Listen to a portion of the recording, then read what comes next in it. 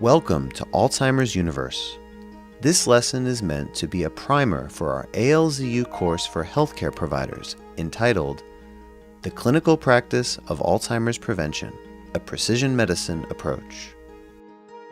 This lesson will begin by covering some basic concepts in the field of Alzheimer's prevention. Future lessons will cover topics such as who is an Alzheimer's prevention patient, how to assess an AD prevention patient, and how to create personalized Alzheimer's prevention plans using baseline and longitudinal assessments. Throughout this course, we aim to give healthcare providers of different backgrounds an overview of how to take care of patients to reduce their risk of Alzheimer's in an evidence-based and structured way in line with their individual expertise and resources. We will also provide an overview of how an Alzheimer's prevention clinic was started and how it works day to day, which can help serve as a real-world framework for those who may want to start a practice themselves in the United States or globally. By the end of this course, we hope that you will see that the clinical practice of Alzheimer's prevention is feasible, and reducing Alzheimer's risk may be possible through evidence-based, personally tailored interventions.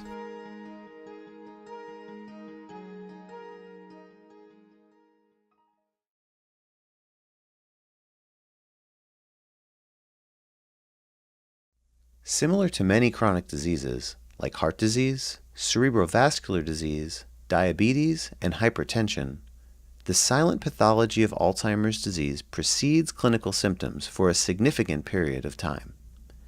In fact, based on the most recent 2011 Alzheimer's disease diagnostic criteria that were developed by the National Institutes of Aging and Alzheimer's Association, it is now apparent that Alzheimer's starts in the brain decades before the onset of cognitive decline. This window of opportunity leaves ample time for practitioners across multiple specialties to intervene in an evidence-based and structured way for their patients at risk. While there is certainly no one magic pill or magic cure for AD treatment or prevention, combining a variety of strategies based on strong science and safety may yield the best chance for benefit. In the absence of disease-modifying therapies for AD, clinicians face an urgent need to be aware of potential interventions to reduce risk, delay onset, and at least in some cases, possibly prevent Alzheimer's disease. Considering the growing body of evolving evidence, we can now begin to answer a common question from patients: is there anything that I can do to reduce my risk? For patients in pre-symptomatic stages, risk assessment and early intervention may be our best bet to slow down the disease process, while at the same time also serving as a means to improve overall health. Based on these principles, over the last few years, it has become more common for clinicians to practice in the field of Alzheimer's prevention.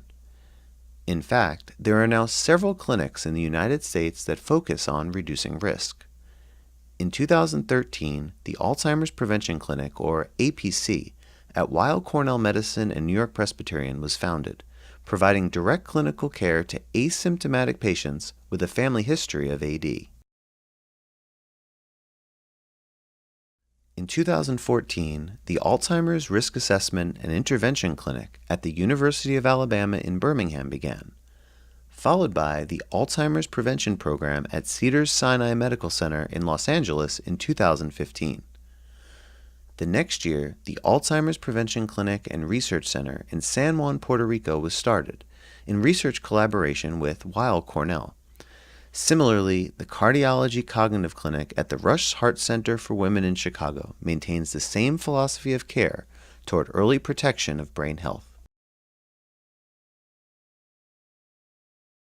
These programs have applied the best available evidence in varied ways to provide care and educate patients in the absence of definitive therapies.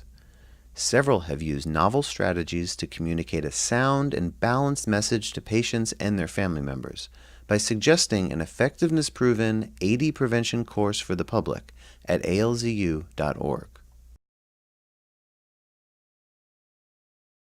From a practical clinical perspective, applying lessons learned from observational studies can help to target a range of modifiable risk factors. Population attributable risk models estimate that 1 out of every 3 cases of AD may be preventable.